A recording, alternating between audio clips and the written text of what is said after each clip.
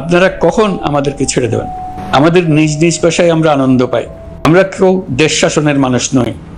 পদত্যাগ করেই বাজিমাত। শেখ হাসিনাকে আনতে চায় সেনাপ্রধান। রাজনীতিতে ঝড় তুললেন ডক্টর ইউনূস। বাংলাদেশের রাজনীতিতে আবারও দেখা যাচ্ছে নাটকীয় মোড়। সবচেয়ে বড় চমক, ডক্টর মোহাম্মদ ইউনূস হঠাৎ করেই পদত্যাগ করেছেন।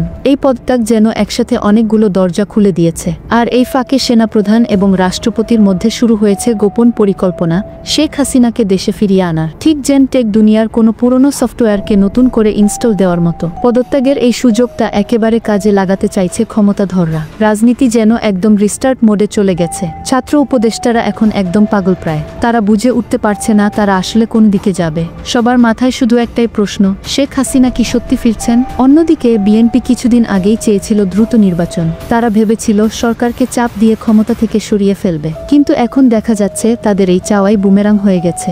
ডক্টর ইউনূসের পদত্যাগের পরপরই যেন দেশের রাজনীতিতে নতুন গেম চালু হয়েছে, যেখানে সেনাপ্রধান ও রাষ্ট্রপতি নিজের মতো করে চাল দিচ্ছেন, আর বিএনপি একদম আউট অফ প্ল্যান। অনেকে বলছেন এখন যেসব কাজ হচ্ছে সেগুলোর সবই করা হচ্ছে পুরনো রাজনীতিকে ফিরিয়ে আনতে। বলে রাখা ভালো, শেখ হাসিনার প্রত্যাবর্তনের গুঞ্জন কিন্তু শুধু গুঞ্জন না, পেছনে আছে বড় বড় প্ল্যান। এই মুহূর্তে দেশের ছাত্র রাজনীতি, রাজনৈতিক দল, এমনকি সাধারণ জনগণ দ্বিধায় পড়ে গেছে। সবাই শুধু ভাবছে যে এই নাটকের শেষ পর্ব কোথায়। রাজনৈতিক বিশ্লেষকরা বলছেন এখন যে পরিবর্তনের বাতাস বইছে সেটা সহজ কোনো ব্যাপার না। পুরনো নেতারা আবার ফিরে আসতে পারে, নতুন হিসাব শুরু হতে পারে, আর বিএনপি হয়তো বড় ধাক্কা খেতে যাচ্ছে। সোজা কথায়, এই পদত্যাগে শুরু হয়েছে পলিটিক্সের সিস্টেম আপডেট। কেউ থাকছে, কেউ বাদ পড়ছে, আর পুরো দেশের মানুষ তাকিয়ে আছে পর্দার ওপারে শেষ পর্যন্ত কি হয়।